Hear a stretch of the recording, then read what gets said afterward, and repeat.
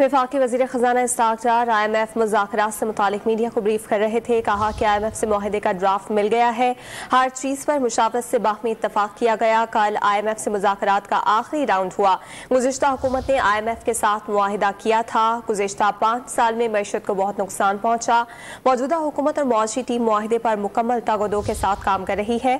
IMF के बाद इस्लाहात पाकिस्तान के मुफाद में है। 10 रोज़ा मुज़ाकरात का मुस्बत इख्तिताम हुआ। IMF बोर्ड इजलास के बाद कर्ज की किस्त जारी होगी। साथ ही उन्होंने ये भी बताया है कि 170 अरब रुपए के नए टैक्सेस लगाए जाएंगे। कोशिश होगी कि गरीब पर बोझ ना पड़े। उन्होंने कहा कि दोस्त मुल्कों से वादे के मुताबिक पैसे मिल जाएंगे।